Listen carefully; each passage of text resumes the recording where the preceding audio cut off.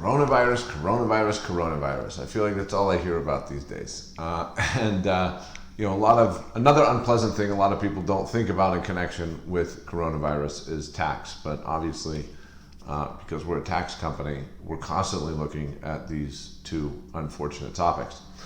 And one of the things that I was thinking about recently was what happens if you have a non-U.S. citizen who's not a green card holder, you know, just a normal non-resident alien that's in the United States and happens to get stuck there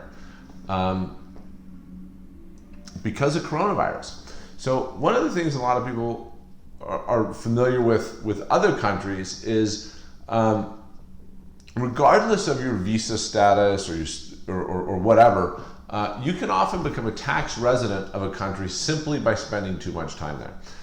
And that's the case with the U.S. too. And the way the test to figure out whether or not you're a tax resident is called the substantial presence test.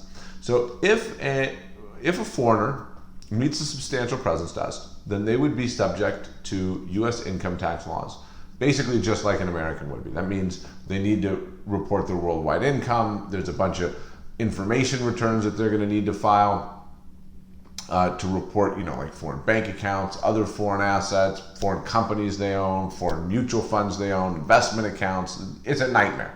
If you're not an American, you don't want to have to file all these forms.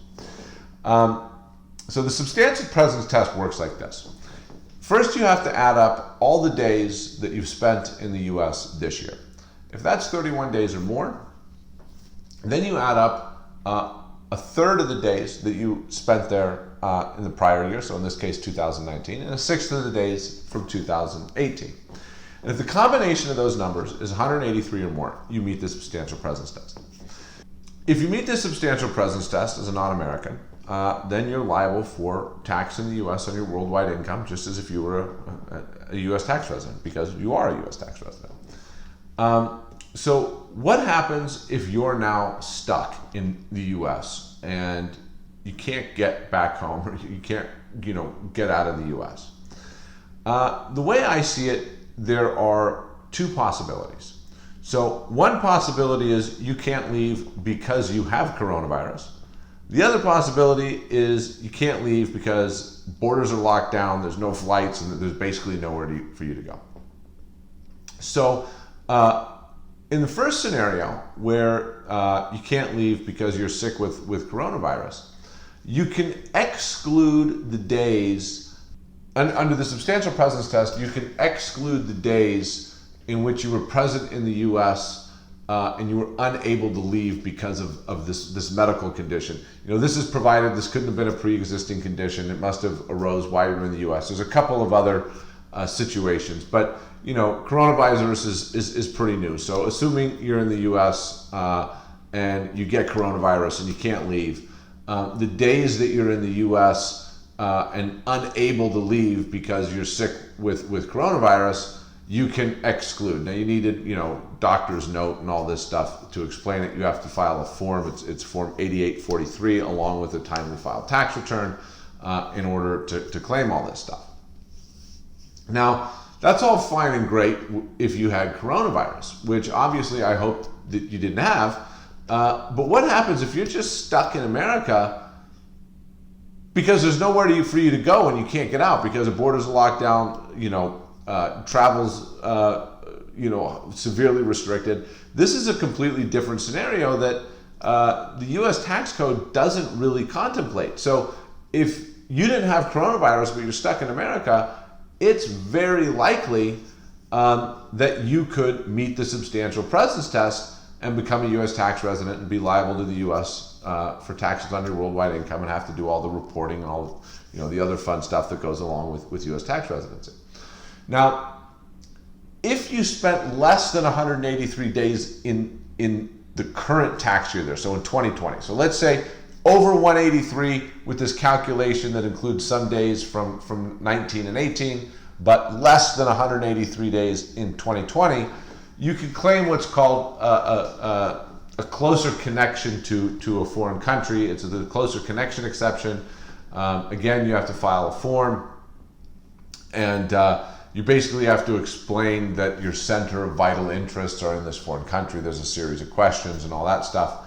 And if you can do that, then you would meet this closer connection exception, because you have a closer connection to your home country, and you would be classified as a non-resident alien, and you wouldn't have to pay tax on your worldwide income and file all these tax forms. Now, if we go one step further than that, let's say you spend more than 183 in the US and you don't have coronavirus, then if you spent more than 183 days in the US during 2020 and you didn't have coronavirus, then you don't qualify for the medical days exception to the substantial presence test. You also don't qualify for the closer connection exception because you spent more than 183 days in the US, or 183, yeah, more than 183 days in the US. But you could potentially qualify for something called the treaty tiebreaker. So if the US has a tax treaty with your home country, it would generally contain a treaty tiebreaker provision.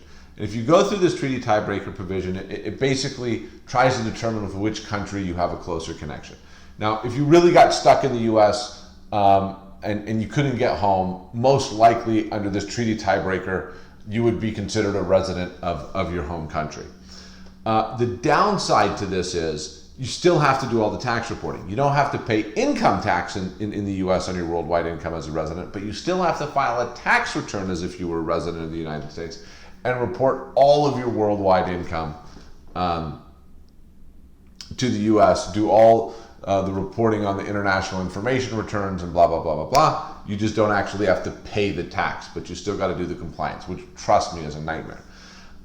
So this is something where if you're not an American, you don't have a green card, and you're basically in the US on a tourist visa, or you otherwise were not planning on being a US tax resident, this is something you need to pay very close attention to, especially if you didn't have coronavirus. If you don't have coronavirus and you're trapped in the US, it would be a good idea to start doing some planning now of how you're going to deal with this situation, how you can protect yourself, because getting looped into the US tax system is no fun and it's expensive. I hope this has given you something to think about, and we hope to see you in a future video.